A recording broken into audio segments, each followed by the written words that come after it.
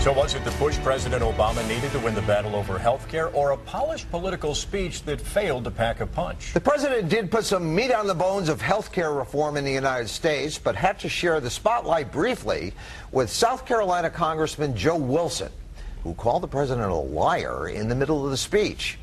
We're joined this morning by Republican Congressman Peter Roskam of Illinois, who is sitting next to Congressman Wilson and got more publicity for being in that shot than you've gotten since you've been on the Hill. The proverbial 15 minutes of fame. What was that like?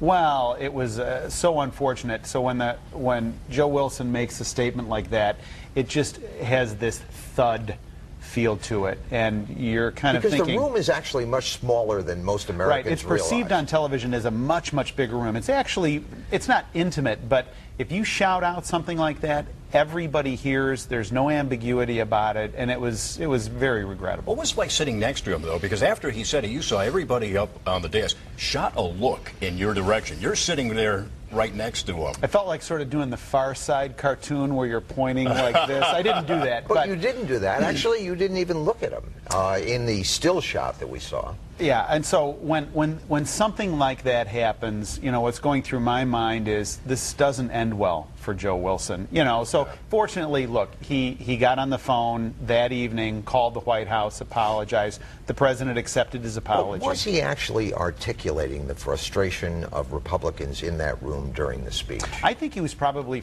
articulating to some degree the frustration that he was hearing at some of his town halls in South Carolina, particularly about the immigration question. You'll notice something in the speech, actually.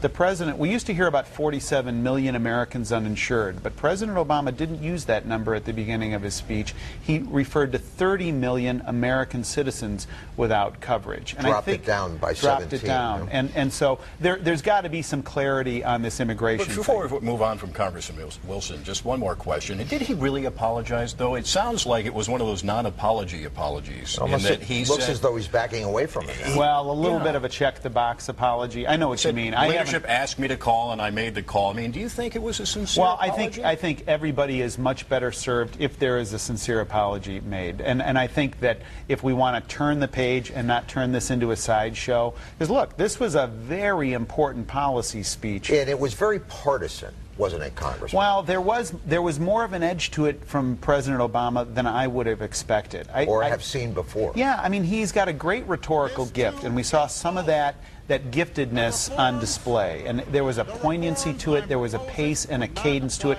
We've all watched speech makers over the years, and there was a crescendo, but I was surprised at sort of the admonition of I'm going to be the last American president that's going to deal with this. So in other words, what I interpreted from that was he was telling you, in a sense, I have a majority in the House and a majority in the Senate, and one way or the other, we are passing health care this year. Well, and it had that feeling, and the primary issue that is the issue du jour is the government-run insurance program, How do you the feel public about option. that? Well, I'm against it. I think the majority in my district is against it, and I think that the majority of the public is against it based on polling and sort of just the groundswell that you're sensing. But the president said that really only about 5% of Americans would get involved in the public option. Do you believe that? No, I'm not necessarily convinced. I respect the president's perspective on it, but remember, this is the same president that said he was going to go through the federal budget line by line and take out the waste, but signs the biggest budget increase in American history. Do you think he can pass health care without Republican support? Well, here's the tension that he currently has to resolve. Congressman Jackson and I were on this network earlier in the week, and he made the point that the Democratic Party has been talking about this for decades. I'm paraphrasing, but that was the thrust of his point. They have these supermajorities, and they'd better deliver.